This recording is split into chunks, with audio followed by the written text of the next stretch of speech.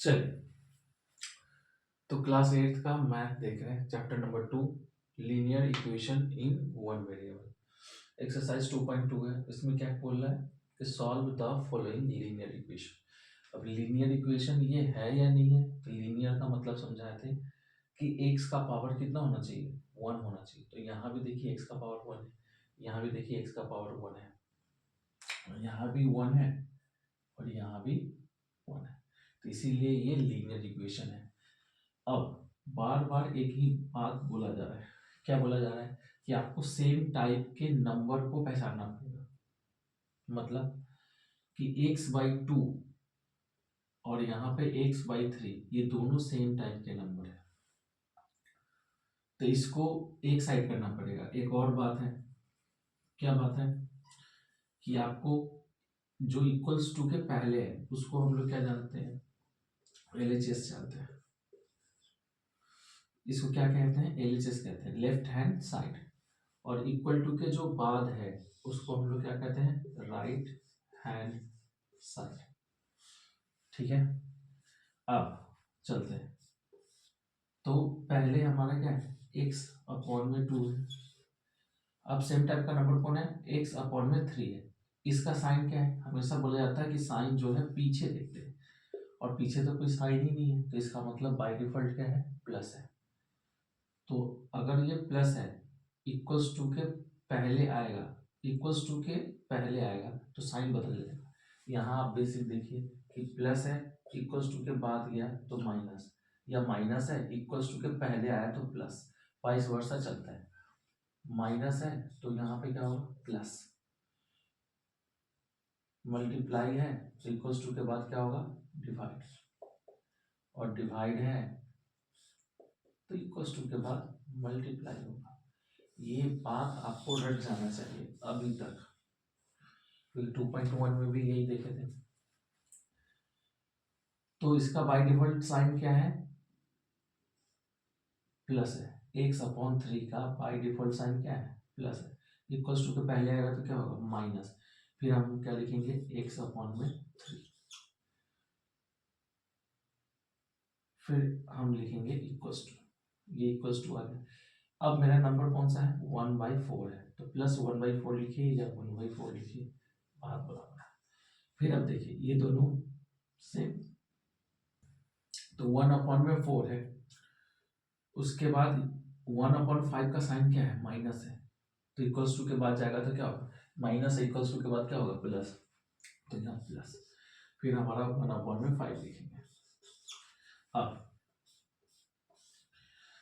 2, 3 का क्या लेना पड़ेगा, एलसीएम लेना पड़ेगा। तो देखिए एलसीएम भी आपको यहाँ बताते हैं, एलसीएम किसका निकालना है, 2, 3 का निकालना है। अब इसमें देखिए कि कौन ऐसा नंबर है जो दोनों को डिवाइड करे। तो 1 ऐसा नंबर है जो दोनों को डिवाइड कर रहा है, लेकिन 1 छोड़ दिए। उसके अलावा कोई नंबर है जो दोनों को डिवाइड करे, तो नहीं है। क्यों, क्योंकि ये दोनों ना प्राइम नंबर है। तो डायरेक्ट लिखेंगे कि LCM किसका, 2, 3 का क्या है, वो डायरेक्ट 2 × 3 आया, जो कि क्या होता है, 6। तो यहाँ भी हमारा एलसीएम कितना है, 6। अब इसको बहुत बच्चे को नहीं आता, तो इसको निकालने का तरीका देखिए कि ऊपर हमारा x है और इंटू है।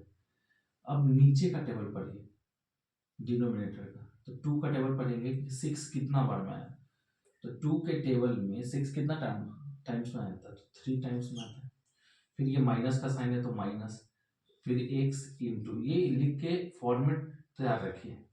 फिर नीचे का टेबल पढ़िए, 3 का टेबल पढ़िए। 3 के टेबल में 6 कितना बार में आता है, तो 3 के टेबल में 6 2 टाइम्स में आता है, तो ये रेडी हो गया, इक्वल्स टू है। यहाँ भी देखिए, तो 4, 5 का एलसीएम निकालना है। तो एलसीएम निकालना है, किसका निकालना है, 4, 5 का। तो यहाँ भी देखिए कि कौन ऐसा टेबल है जो दोनों को डिवाइड करे। ऐसा कोई टेबल ही नहीं है 1 के छोड़ के, लेकिन 1 तो लेना नहीं है, तो इसको डायरेक्ट मल्टीप्लाई करते हैं। और एलसीएम किसका, 4, 5 का, तो 4 × 5 = 5, 4 जा कितना होगा, 20 होगा। तो यहाँ एलसीएम कितना है 20। बार बार एलसीएम बताएंगे नहीं। अब यहाँ भी सेम कंसेप्ट है कि हमारा ऊपर जो है उसको 1 इंटू लिख के फॉर्मेट रेडी कीजिए। अब 4 का टेबल पढ़िए कि 20 कितना टाइम्स में आता है, तो 4 के टेबल में 25 टाइम्स में आता है, प्लस है तो प्लस। अब 5 का टेबल पढ़िए,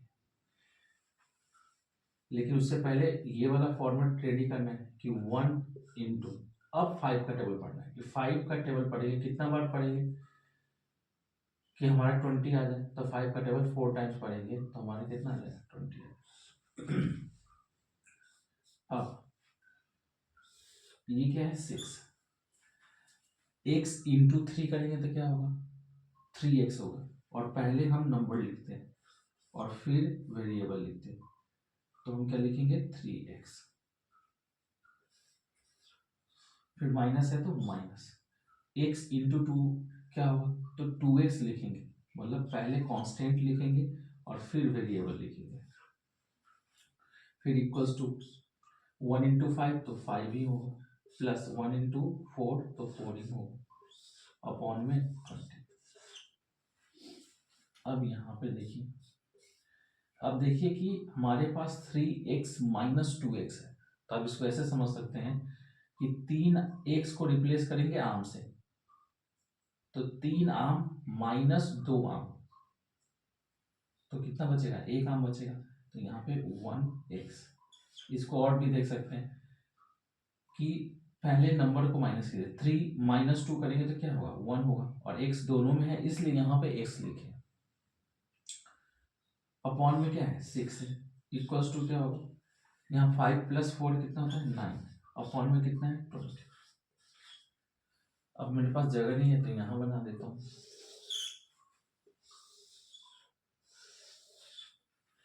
अब यहाँ से चलते हैं,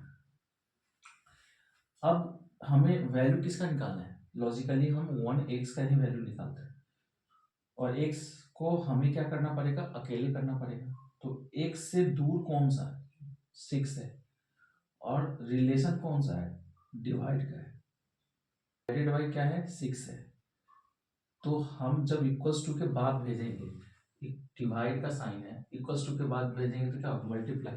तो कहने का मतलब क्या है, कहने का मतलब ये है कि 1x तो है ही,